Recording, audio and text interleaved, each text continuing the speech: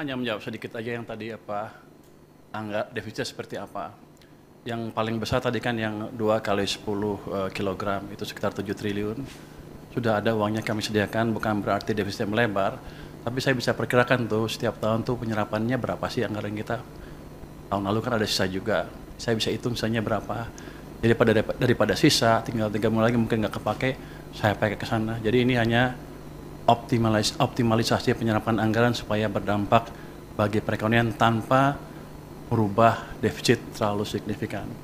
Nanti kalau ekonominya tumbuh lebih bagus kan, kalau kita asumsikan rasio tax ratio-nya konstan, kalau PDB-nya tumbuh lebih cepat kan tax-nya lebih cepat juga. Jadi mungkin dampaknya ke defisit cenderung netral to positif. Tadi kalau apa tadi? Oh, yang bunga ya. Enggak, bunganya itu pada dasarnya ya. Jadi kan 200 triliun sudah masuk ke sistem. Uang itu bisa dipakai untuk koperasi merah putih kalau sudah siap. Dan kami ada instruksi ke perbankan kalau mereka pakai untuk koperasi merah putih, otomatis bunga yang kami charge ke mereka lebih rendah, jadi ke 2% dari sebelumnya sekitar 4% ya.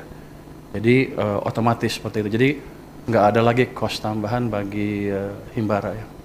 Jadi harusnya sih akan berjalan mulus. Cuma nanti kita gebrak-gebrak biar lebih cepat aja.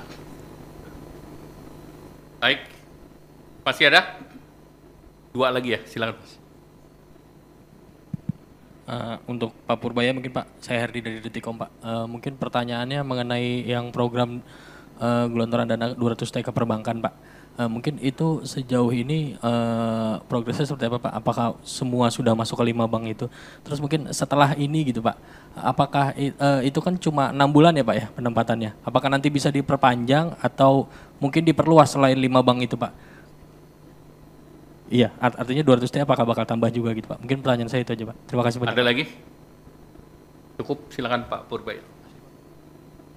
Jadi 200 T hari Jumat sudah masuk ke perbankan. Uangnya udah nongkrong di sana.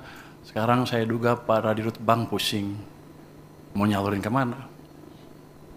Tapi saya pikir dengan cara itu, paling enggak kalau mereka belum bisa nyalurin karena mereka punya uang lebih, dia nggak akan perang bunga lagi, bunga akan cenderung turun, itu akan berdampak ke ekonomi dengan itu sendiri ya.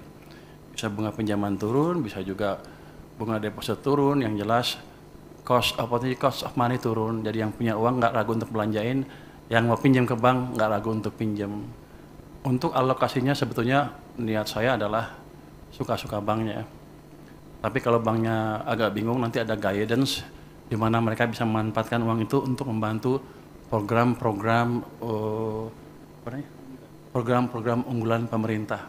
Jadi win-win solution ya. Jadi kalau mereka bisa pakai saluran ya salurin, kalau nggak bisa ya ke situ. Jadi mudah-mudahan, hampir pasti ekonomi akan berjalan lebih cepat.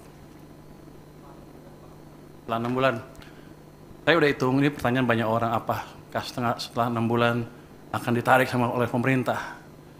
Saya bisa hitung bahwa biasanya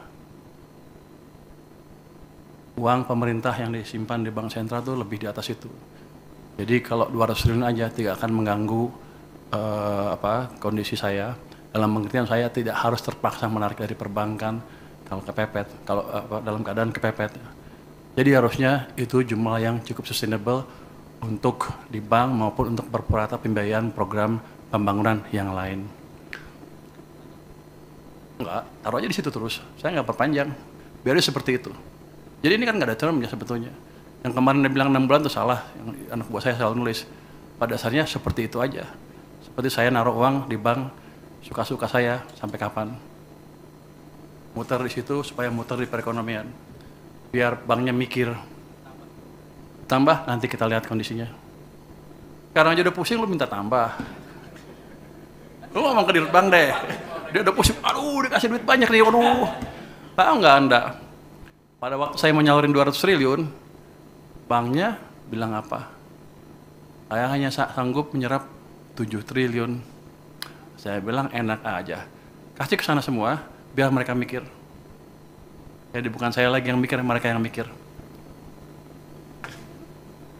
Baik, terima kasih Pak Menteri Keuangan, terima kasih Bapak, Ibu, teman-teman media cetak, media elektronik. Wassalamualaikum warahmatullahi wabarakatuh.